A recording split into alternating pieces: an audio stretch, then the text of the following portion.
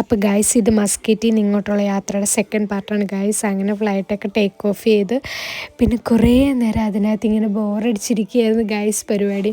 Because അവിടുന്ന് എനിക്ക് ഇവിടുന്ന് അങ്ങോട്ട് പോയതിനെക്കാട്ടി എളുപ്പത്തിൽ അവിടെ നിന്ന് ഇങ്ങോട്ട് വന്നു കേട്ടോ. അതുകൊണ്ട് വലിയ കുഴപ്പമില്ലായിരുന്നു. അങ്ങനെ അവരോട് കാര്യമൊക്കെ പറച്ചിലായി. കാര്യമെന്ന് പറഞ്ഞാൽ ആ കുട്ടി തമിഴാണ്, അമ്മ മലയാളം പഠിപ്പിച്ചു കൊടുക്കുകയാണ്. പിന്നെ ഈ സാധനം കൊണ്ട് ഇതെനിക്ക് ഒട്ടും കംഫർട്ടബിളായിട്ട് തോന്നാത്തതുകൊണ്ട് ഞാനതെടുത്ത് അമ്മയുടെ പെടലിലേക്ക് വെച്ചെടുത്തു. പിന്നെ കുറേ നേരത്തെ കാത്തിരിപ്പിന് ശേഷം നമ്മുടെ ട്രിവാൻഡ്രം എയർപോർട്ട് എത്തി ഗായ്സ്. ആ പച്ചപ്പൊക്കെ മേളിൽ നിന്ന് കണ്ടപ്പോൾ എനിക്ക് ഭയങ്കര ഒരു സന്തോഷം. അങ്ങനെ ട്രിവാൻഡ്രം എയർപോർട്ട് എത്തി.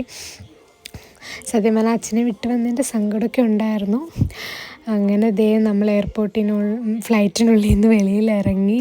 അങ്ങനെ നമ്മൾ ഇറങ്ങി നേരെ നമ്മുടെ ലഗേജ് എടുക്കുന്നിടത്ത് വന്നു. അവിടുത്തെ കുറേ നേരത്തെ കാത്തിരിപ്പിന് ശേഷം നമ്മുടെ ലഗേജൊക്കെ കിട്ടി. നമ്മൾ വെളിയിൽ വന്നപ്പോൾ കണ്ണുമൂന്നും കുപ്പുമൊക്കെ കൊണ്ട് തന്നു ഗൈസ്. ഇത് സ്ക്രിപ്റ്റഡ് ആട്ടോ. നേരത്തെ നമ്മൾ വെളിയിൽ വന്നിട്ട് നമുക്ക് ആ വീഡിയോ എടുക്കാൻ പറ്റിയില്ല. അപ്പോൾ നമ്മൾ ഒന്നുകൂടെ വീഡിയോ എടുത്താണ്. പിന്നെ നമ്മൾ ഒരാളെ കാത്തിരിക്കുകയാണ്. മാമനെ കാത്തിരിക്കുകയായിരുന്നു. അങ്ങനെ മാമന് വന്ന് നമ്മൾ നേരെ നമ്മുടെ കാറിൻ്റെ അടുത്തോട്ട് പോയി. കാറിൽ കയറി. പിന്നെ നമ്മൾ ഫുഡ് കഴിക്കാൻ പോയി. ഫുഡ് കഴിച്ച് നേരെ വീട്ടിൽ പോയിരുന്നു ഗൈസ്.